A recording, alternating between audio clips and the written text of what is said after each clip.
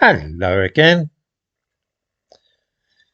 In Germany, the only political party which is discussing immigration in a serious and measured way is the IFD, or Alternative for Germany.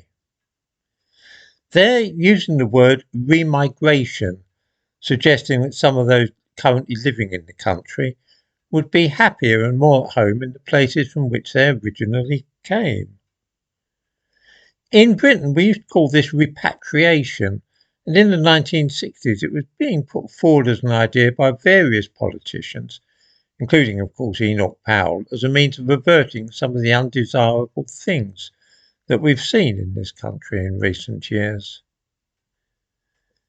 I've written about this idea and explained that adopting any such strategy would require a revolutionary reorganising of our society, something which those who call for it do not always seem to appreciate. To put the matter bluntly, any remigration, as the IFD call it, would only be practical if it were to be carried out at gunpoint, employing all the paraphernalia of concentration camps, military force, and suspension of civil and judicial rights for some sections of the population.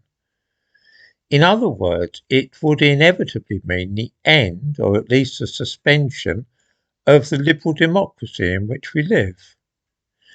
It could well be that the remedy would be worse than the disease it was intended to cure.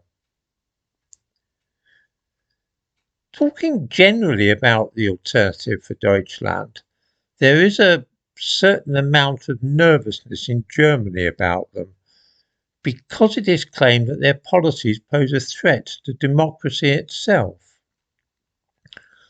I suppose that before we can say whether or not this is in itself a bad thing, we need to ask ourselves if our interests, the interests that is of the ordinary man and woman in the street, are well served by democracy as it operates in Western Europe in general and this country in particular. I think it fair to say that at the next general election our democracy will deliver us either a Labour or Conservative government. The policies of both parties are very similar and neither offers radical solutions to any of the various problems which face us. In truth, the two parties are almost indistinguishable. Neither of them represent the interest of ordinary people or care what they think, and yet the electoral and political system in this country is so arranged that nobody else is likely to get a look in. It comes down to a choice between two more or less identical parties. A similar racket is worked in most other European countries, of course. Britain is not alone in this. Neither of the main parties here dares to offer radical policies because it is too much of a risk. Instead, they play safe by sticking to ideas which are not dramatically different from the other main party. I wonder what would happen if democracy in Britain were to be suspended and a strong government could simply take measures which were in the best interest of the nation without running the risk of losing the next election came to power. Is it possible that we have made a fetish of democracy and cling on to it even though it's not really serving our own best interests? There are many different methods of government, and by an accident of history, we have ended up with one particular kind, the so-called first past the post parliamentary election, simply because that is the one which we happen to have inherited from the generation above us, does not sanctify this system or guarantee it's better than anybody else's.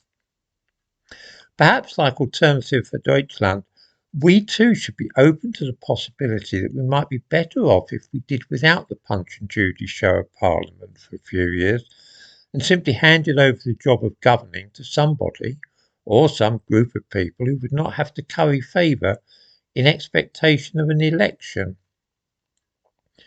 I am not, I hasten to add, putting forward the idea of a fascist dictatorship. I am rather thinking of entrusting power to somebody like Portugal's Salazar, who became ruler of the country by agreement and was Prime Minister from 1932 to the late 1960s. Portugal flourished under his rule and avoided becoming embroiled in the Second World War. Salazar saved Portugal from the fate which befell Germany and Italy.